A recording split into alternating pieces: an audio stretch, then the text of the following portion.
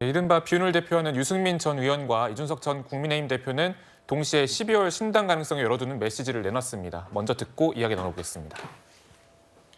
12월쯤 이게 저는 이게 떠날 것인가 남을 것인가 떠난다는 거 신당을 한다는 거 이거는 늘 열려 있는 선택지고 그거는 최후의 수단이고요. 12월에 가면 저는 큰 변화가 있을 거라고 봅니다. 윤석열 대통령도 이대로는 안 된다라는 걸 결국 느끼게 될 거고요. 대통령께서 용수고 혼란기를 더 겪고 하시는 거는 자유인데요. 100일 남은 수명까지 경각심이 없고 이렇게 뜨뜻미지근하게 움직이시거나 아니면은 변화를 거부하신다면은 그때부터는 사람들이 같이 죽어주고 싶지 않을걸요? 적어도 보수가 이 당의 형체로 선거를 치르는 결심을 할 수 있는 데드라인이 그때쯤이다. 네, 이른바 12월 신당 선거와 관련해서 국민의힘 내 수도권, 영남권의 시각차도 뚜렷한 상황인데 박성민 전 최고가 보시기엔 좀 어떻습니까, 전망이? 일단 김한길 위원장 얘기가 참 많이 나오고 있는데요. 저는 이분이 당내로 들어가서 뭔가 역할을 하기는 정서적으로 어렵다고 봅니다. 네. 당내에서 가뜩이나 TK 인사 또는 친윤 주류 인사를 주로 요직에 등용하는 경우가 많은데 사실 김한길 위원장은 그런 보수의 전통적인 기준에서 봤을 때는 보수당 사람은 아닌 거예요. 네. 이미 민주당에서 많은 역할을 하셨고 그동안 해오셨던 역할 자체가 어떻게 보면 창당 전문가 또는 분열 전문가 이렇게 할 수 있을 정도로 당을 만들고 깨는 과정을 굉장히 반복적으로 해오셨던 분이기 때문에 이분에게 정서적으로 당내에서 주요한 역할을 맡기기는 어려울 것이다. 그리고 한 가지 더 말씀 주셨던 대통령발 신당 창당. 이거는 가능성이 있다라고 보더라도 사실 대통령발 신당이 성공하려고 한다면 윤석열 대통령의 지지율이 상당히 높거나 그 팬층이 굉장히 두텁고 확장성이 있을 때 저는 성공 가능성이 있다고 보거든요. 신당 창당을 하더라도 그것이 별로 좋은 결과를 내기는 어려울 것이다. 이렇게 보여지기 때문에 두 카드 다 고민해봤을 때 김한길 위원장의 역할은 굉장히 제한적이다 이렇게 보여집니다. 네, 지금 네, 말씀하십시오. 그뿐만 아니라 이제 유승민 전 의원과 이준석 전 대표 관련해서는 제가 봤을 때 둘이 같이 갈 가능성은 높아 보이지가 않아요. 이준석 전 대표는 오히려 본인이 많은 선택지를 만들어 두고 당내에서 본인을 포용할 수밖에 없게끔 본인의 정치적인 입지를 키워가는 과정으로 보이고요. 유승민 전 의원 같은 경우는 오히려 좀 더 마음의 결심이 국민의힘과 좀 헤어질 결심 쪽으로 기운 것이 아닌가 보일 정도로 대통령을 향해서 굉장히 이준석 전 대표보다도 어쩌면 더 자극적인 언어를 사용하시고 계시기 때문에 유승민 전 의원 같은 경우는 오히려 12월에 본인의 이제 신당을 만들 가능성이 더 높아 보이긴 합니다.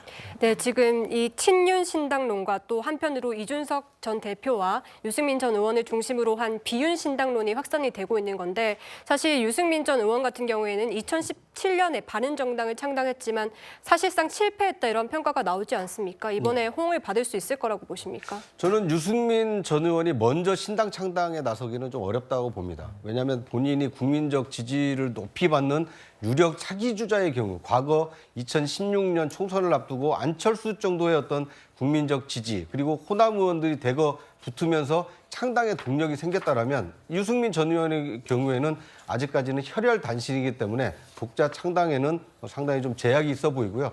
다만 지금 윤석열 정부 또는 국민의힘이 신당으로 갈 가능성이 굉장히 커진 이유는 과거 1996년도에 김영삼 대통령이 신한국당을 창당을 통해서 이 제1당을 거머쥔 적이 있습니다.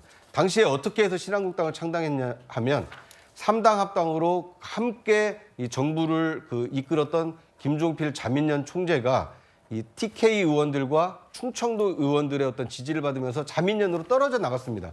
그 힘의 공백을 신한국당이라는 어떤 새로운 지지 기반을 넓히면서 신진 인사들을 대거 영입을 하면서 이 창당에 성공한 일이 있습니다. 그런데 그때 당시 신한국당이 성공했었던 이유 중에 하나는 김영삼 대통령과 맞섰던 당시 감사원장 국무총리를 했던 이회창 전 국무총리가 인사권을 두고 대통령과 갈등을 하고 국무총리를 사임을 했습니다. 네. 그런데 자신과 맞섰던 이회창 당시 전 국무총리를 신한국당의 어떤 창당준비위원장 당대표로 영입을 통해서 신한국당을 하다 보니까 정반대의 사람까지도 끌어안아서 정말 국민에게 새로운 어떤 정치의 면모를 일신하려고 하는구나. 이런 진정성을 인정받아서 신한국당이 성공한 것이기 때문에 만약 이번에 윤석열 신당 또는 이 친윤 신당이 출범한다 하더라도 이 윤핵관과 또는 윤핵관 일부 인사들만 끌어모은 신당으로는 굉장히 오히려 축소될 가능성이 크고 윤석열 대통령과 반대 목소리를 했던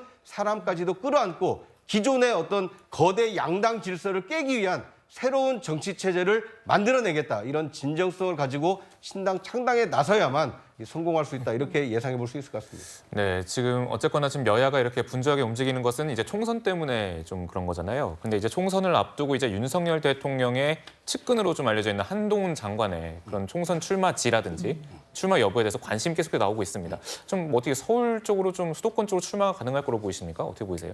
저는 이제 내년 총선은요, 누가 뭐래도 그게 이재명 대 한동훈의 싸움이다. 이래 봅니다. 이재명과 한동훈 장관이 사법에서 1라운드를 겨눴다면 이제 정치에서 본격적으로 2라운드 이렇게 될 수밖에 없어요. 결국 이게 대통령은 이제 뭐 민생으로 가고 결국은 이제 선거는 미래입니다. 미래 정권을 창출하는 그렇다면 이게 보수의 압도적 지지 1위는 한동훈 장관이에요. 저는 한동훈 장관이 직책과 관계없이 사실상은 이게 선거를 이끌 수밖에 없다. 이렇게 보이고요. 출마지는요. 출마지는 이게 뭐 이준석 대표처럼 저도 구로나 너무 흠지가라. 이건 말이 안 되는 이야기고요.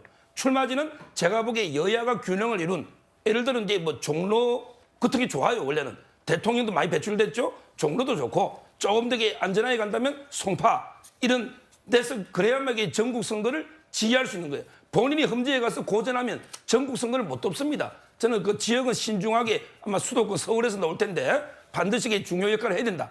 그리고 할 거로 봐요.